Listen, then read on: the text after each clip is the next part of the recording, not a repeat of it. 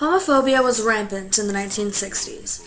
A particular campaign, named the Boys Beware campaign, was a video that taught boys not to hitchhike or accept rides with strangers because some men were mentally ill and they might be taken by a homosexual. The videos warned them not to go alone with strangers because a homosexual may be anywhere and they may seem normal. They depict all homosexuals as pedophiles who only seek sexual activities with young heterosexual boys.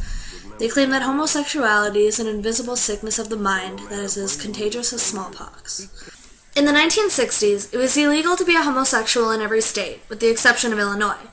Gays were hated virtually everywhere. They were thrown out of their homes by their parents and had their pictures and addresses posted in the newspaper, most likely to warn members of the community of the gay on the loose. Homosexuality was considered a mental illness, and some even felt that it was a contagious disease. Scientists would attempt to convince a homosexual that they were really a heterosexual. If this failed, they would attempt electrical shock therapy. Without any constitutional rights, gays had nowhere else to turn but to big cities where homosexuals were densely populated. Many gays went to New York to connect with other homosexuals. One street, named Christopher Street, was a particular hotspot. The surrounding area had gay bars and clubs, which were illegal as well. This was where homosexuals met and socialized. It was a safe haven for gay men and women, even though it was located in a dangerous neighborhood with filthy run-down buildings, and the bars were typically raunchy and crude. Most of the gay bars were run by the mafia. The mafia saw profit in these bars because most of the liquor was stolen. They could dilute the drinks and overcharge. Because of the mafia's part in these rendezvous, the gay bars were often raided by police, coming to take back the stolen alcohol. Typically, the police would notice that it was a gay bar and arrest mostly the drag queens.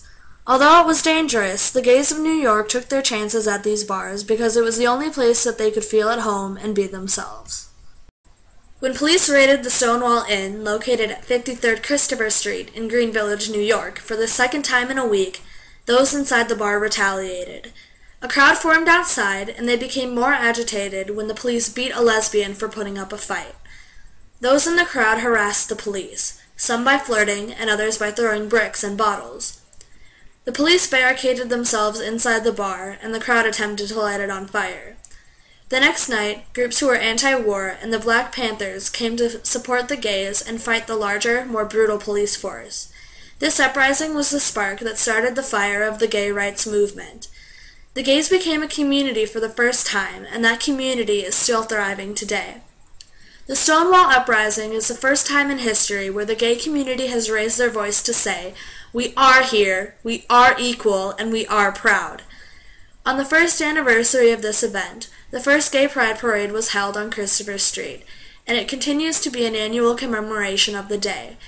Every year, people of all sexualities join together to show that they are either proud to be gay or proud to accept their gay brothers and sisters under two flags, the rainbow flag of pride and the flag of America.